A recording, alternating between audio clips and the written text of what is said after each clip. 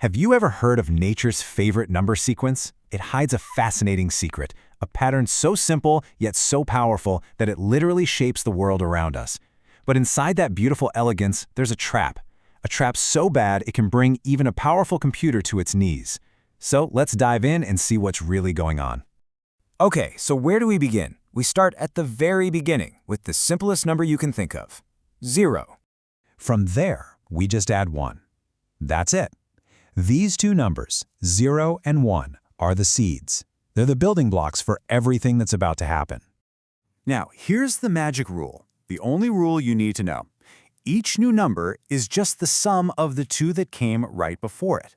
So what's 0 plus 1? Well, that gives us our next number, 1. And from there, the pattern just takes off. 1 plus 1 is 2, 1 plus 2 is 3, 2 plus 3 is 5, and it just keeps going and going, creating this incredible sequence that shows up absolutely everywhere, from the spiral seeds in a sunflower to the winding arms of entire galaxies. So here's where things get really cool. We can take this simple, beautiful rule from nature and actually teach it to a computer. The question is, how do you translate that elegant idea into code? Well, if you were to write it down as a formula, it would look just like this. All it's saying is, to find any number in the sequence, which we call f of n, you just add up the two numbers that came before it. Simple, right? It's incredibly elegant. And the amazing thing is, that mathematical formula translates almost perfectly one-to-one into code. Look at this Python function. It's basically a perfect mirror of the rule. It tells the computer, hey, to get the number I'm asking for, just run this function again for the two previous numbers and add them up. It's such a neat match.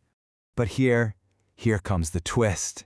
That beautiful, clean code, it's hiding a secret.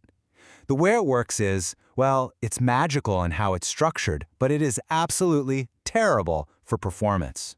And this forces us to ask a really important question. Just because the code looks elegant, just because it perfectly matches the math, does that mean it actually runs well? Is it efficient? Let's follow the breadcrumbs. Say we ask our program to find the fifth Fibonacci number, f of 5. What does it do? The first thing it does is call itself twice. Once to find f of 4, and again to find f of 3. And of course, each of those calls does the exact same thing, branching out again and again and again. This technique, where a function calls itself, is called recursion. And you can see it creates this incredible, mesmerizing tree of calculations that just seems to grow and explode outwards. But if you look closely at this beautiful tree, you spot the terrible flaw. To get our answer for f of 5, we end up calculating f of 3 two separate times. We calculate f of 2 3 different times. We are doing the exact same work over and over and over again. It's so wasteful. And this is where it gets completely insane. That little bit of repeated work doesn't just add up, it explodes. To calculate just the 50th number in the sequence, our elegant little function would have to perform over 20 billion calculations. That is a staggering amount of wasted effort. In the world of computer science, we have a name for this kind of dangerous runaway growth. We call it exponential time complexity, or O of 2 to the n. And trust me, it's a programmer's worst nightmare. It means your program gets impossibly slow really, really fast. Okay, so this seems like a total disaster, right? But what if I told you there's a fix? Not just a fix, but a simple, almost laughably easy trick that solves the entire problem. It's called memoization. I know, it's a big, fancy word, but don't let the name fool you. The idea behind it is incredibly simple. If you've already figured something out once, just save the answer. Write it down. That way, the next time you need it, you can just look it up instead of doing all that work again. And I mean, just look at the difference this makes. It's night and day. We go from that tangled, exponential mass to a clean, straight, linear path. We've transformed a totally unusable algorithm into something lightning fast just by giving it a memory. So let's zoom out for a second.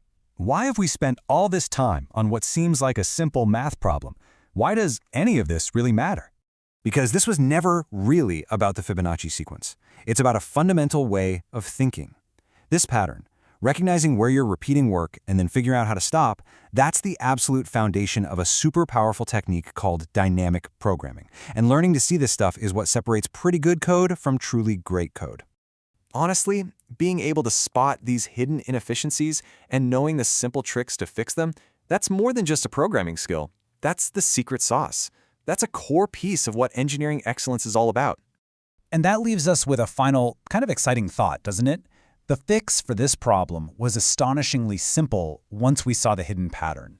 It just makes you wonder, what other massive, terrible problems are out there right now, just waiting for someone to find that one simple, elegant trick that unlocks the entire solution?